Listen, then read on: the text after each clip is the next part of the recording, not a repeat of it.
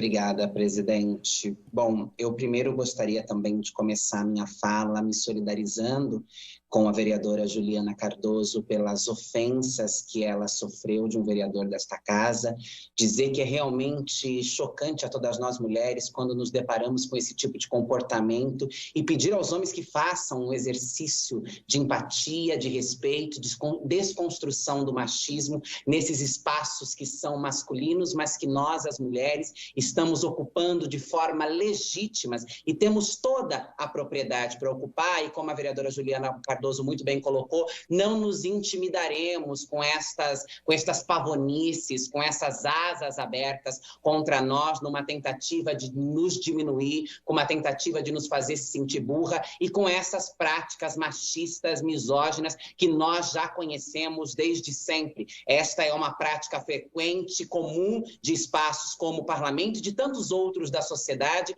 que ainda hoje, infelizmente, os homens se sentem donos e assim se sentem também autorizados a praticarem violências como essas que nós presenciamos e tantas outras que são presenciadas neste ou em outros parlamentos ou em espaços majoritariamente masculinos. Então, quero prestar a minha solidariedade e dizer que é importante que esse exercício de respeito e desconstrução dessas masculinidades tóxicas sejam feitos cotidianamente. Também quero aproveitar para dizer que quando nós falamos aqui em relação à segurança pública da nossa cidade, do nosso estado, do nosso país, nós, de forma alguma, estamos desconsiderando os agentes, os trabalhadores da segurança pública que estão na linha de frente. Muito pelo contrário, na minha fala eu deixei bastante nítido que me preocupo não só com o genocídio e a violência contra a população negra, contra os mais pobres que vivem nas periferias, mas também contra aqueles que estão na linha de frente, contra aqueles que são colocados pelo Estado para participarem desta guerra protagonizada por aqueles que sentam no andar de cima e assiste a violência e a barbárie no andar de baixo. De forma alguma haverá um desprestígio à vida de qualquer agente da segurança pública que tenha perdido a sua vida diante desta guerra nefasta que nós enfrentamos também historicamente no nosso país. Mas, presidente, quero usar o meu tempo do grande expediente para falar sobre o mês de junho. Junho é o mês do orgulho LGBTQIA+, né? Uma data que se comemora desde a Revolução de Stonewall em 1969. Stonewall, aonde nós ainda hoje estamos presenciando um cenário não tão diferente daquele que nós vimos na Revolução de Stonewall, mas mesmo assim temos alguns importantes avanços que precisam ser comemorados, mas também a realidade da comunidade LGBTQIA+, é uma realidade bárbara e é uma realidade cruel, né? No mês de junho, em Stonewall, em 1969, pessoas LGBTs, em especial travestis como Marsha P. Johnson e Silva Rivera, duas mulheres que têm uma contribuição importantíssima, não só na luta da defesa dos direitos da população LGBTQIA+, mas também no que diz respeito a um serviço social de toda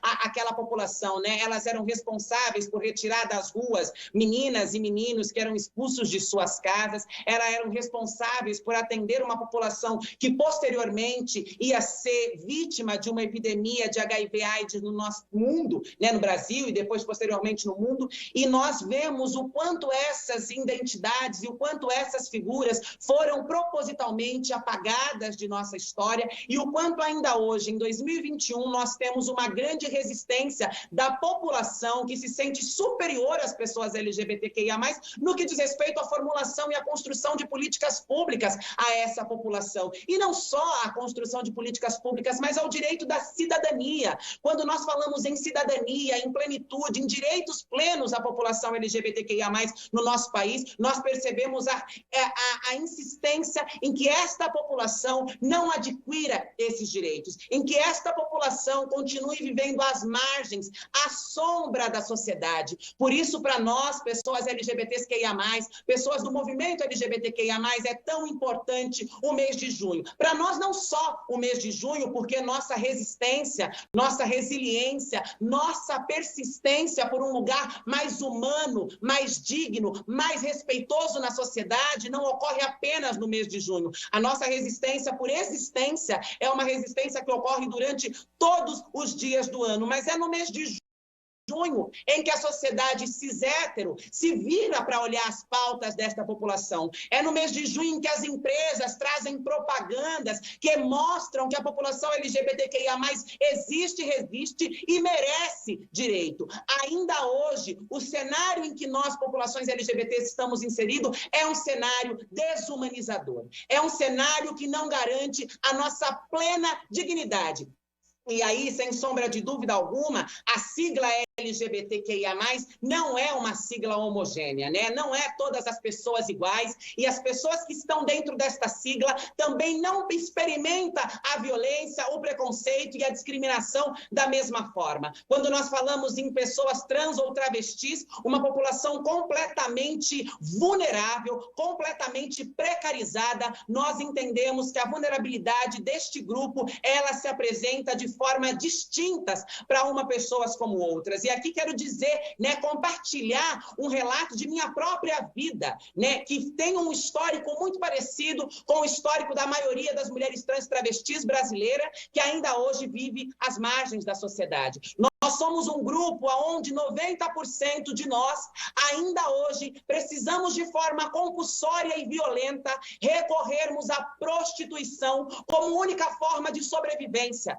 O mercado formal de trabalho não nos emprega. Eu convido vossas excelências a fazerem um exercício de pensar quantas pessoas trans vocês conhecem, quantas pessoas trans vocês veem no mercado, na feira, nas lojas aonde fazem suas compras. Nós somos uma população sentenciada à mazela, sentenciada à prostituição. E na prostituição somos vítimas de uma série de outras violências voltadas aos direitos humanos. A violência policial, a violência dos clientes que olham este corpo como um corpo desumano, como um corpo subalterno, como um corpo abjeto, como um corpo que não merece respeito e dignidade. Nós vemos isso não só por parte da sociedade, mas também por parte dos representantes dessas sociedades nas casas legislativas do Brasil. Como é difícil discutir direitos para populações LGBTs em qualquer casa legislativa. Parece que as pessoas têm medo das pessoas da população LGBT, um ódio gratuito. Qual foi o mal que esta população fez à sociedade para que ainda hoje, em pleno 2021, nós tenhamos uma resistência assustadora para discutir direito? Nós não estamos querendo discutir no mês do orgulho LGBT ou fora do mês do orgulho LGBT nada mais do que direito, do que a oportunidade de superar uma expectativa de vida de 30 a 35 anos, porque essa é a expectativa de vida de pessoas trans travestis no Brasil. Enquanto a expectativa de vida dos demais sobe para 70, 80, eu venho da área da gerontologia e a gente tem estudos que mostram que a população vai envelhecer cada vez mais. Os estudos também apontam que a minha população irá viver cada vez menos.